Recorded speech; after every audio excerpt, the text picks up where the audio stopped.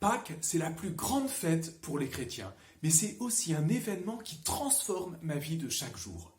Le vendredi saint, nous faisons mémoire de Jésus qui meurt sur la croix. Il a porté sur lui le péché, le poids de toute la souffrance de notre humanité. Il l'a porté sur la croix. Il a été jusqu'à mourir sur le mont du Golgotha. Au pied de cette croix, il y a des femmes dont on a encore le nom de quelques-unes. Il y a Marie, la maman de Jésus. Il y a une autre Marie, Marie de Magdala. La mère de Jacques et de José est également là. Et ces femmes voient Jésus mourir.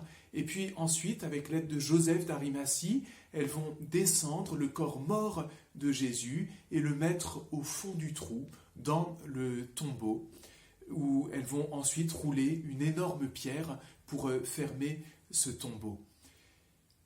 Et puis, il n'y a pas que Jésus qui est au fond du trou à ce moment-là. Tous ses disciples, ceux qui avaient tout quitté pour le suivre, sont complètement désespérés. Leur motif, leur joie de croire a disparu avec Jésus dans cette tombe.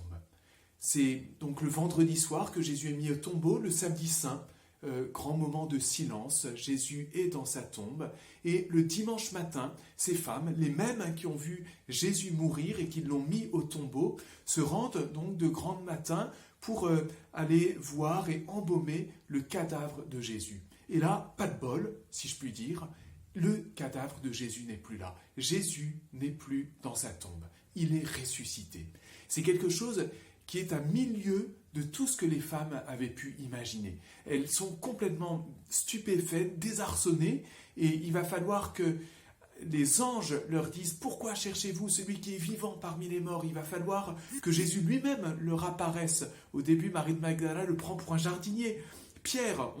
Thomas, on sait qu'il va avoir également énormément de mal. Il va dire, il faut que je mette ma main à l'endroit des clous, il faut que je voie la plaie dans son côté, et avant ça, je refuse de croire. Et finalement, ses disciples vont se rendre à ce qui est une évidence, Jésus est vivant. Jésus n'est pas resté enfermé dans ce tombeau, il est ressuscité. Et cela transforme leur existence et cela continue à transformer notre existence à nous chrétiens aujourd'hui.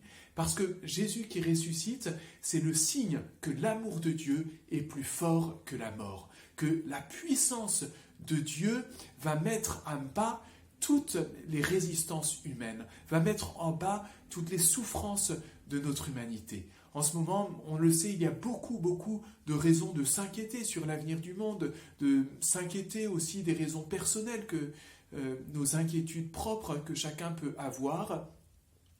Et la fête de la résurrection est comme un rayon de lumière, mais même une explosion de lumière dans nos ténèbres qui vient nous dire « Jésus est vivant ». Jésus vient nous rejoindre dans toutes nos souffrances, dans toutes nos difficultés, dans tous les malheurs du monde, afin d'apporter la lumière de sa paix.